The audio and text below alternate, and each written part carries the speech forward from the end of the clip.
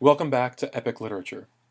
This week we'll be examining excerpts from Virgil's famous epic, the Aeneid. Now, if the Iliad and the Odyssey are the Grecian cultural epic, then the Aeneid is the Roman national epic. In many ways, this is no hyperbole. Virgil writes his work as a celebration of the rise of Rome. It is the mythic history of how Aeneas flees the fires of Troy. It is prophesied that he will found the new Troy, which we will later come to know as Rome. But it is also an apologetic for the Pax Romana and the rule of Caesar Augustus. Future literary works, epic and otherwise, will adopt Virgilian themes and motifs in what will later be called in medieval and Renaissance literature the matter of Rome. Virgil writes as a kind of poet laureate, in the sense that he is composing a poetry for the Latin people. A people who, admittedly, incorporated Greek mythology, customs, and Hellenic culture into their own. He composes three major works, of which the Aeneid is the most significant, but he was also known for his eclogues, primarily the fourth eclogue, which the Church Fathers viewed as a kind of pagan prophecy about the birth of Christ.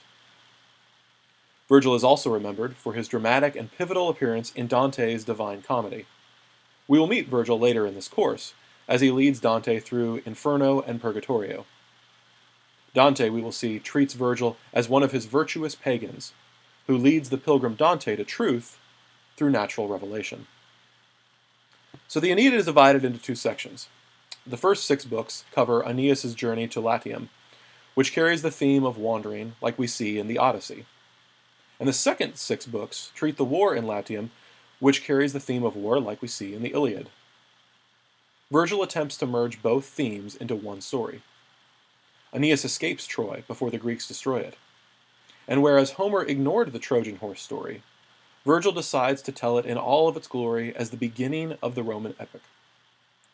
This connects the world of myth and antiquity to the more quote-unquote modern world of the Roman Empire. As important as the Trojan horse and the prophecy of Aeneas is, perhaps the most moving and human moment in the text is the tale of Aeneas and Dido, who are the Romeo and Juliet of the Roman world. Aeneas and his crew are driven in a storm to Carthage, where they are greeted by Dido, queen of the Carthaginians. She falls madly in love with Aeneas, who does not quite reciprocate, at least to the same degree that she does. After a long and dramatic affair, Aeneas is reminded that he has a destiny to fulfill, and Dido is not part of that equation.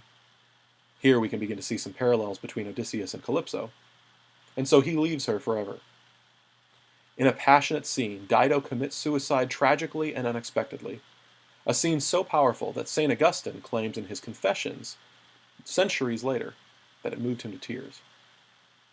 Later in life, after his conversion, Augustine sees this as the triumph of erotic love, yet even it is rubbish compared to the glories of divine love. Aeneas gets over Dido much more quickly than she does him, for by the time we come to Book 7, Aeneas is engaged to Lavinia, princess of the Latins. This sparks a war, and Aeneas dispossesses Latinus, Lavinius' father, and fights his rival Turnus in single combat to the death. This final scene is another parallel to Homer, this time to the story of Hector and Achilles. And like Achilles, Aeneas has no pity for Turnus, whom he sends crying to the underworld. This causes us to wonder, perhaps, about the nature of heroes in epic literature. So, some questions to consider as we read this text.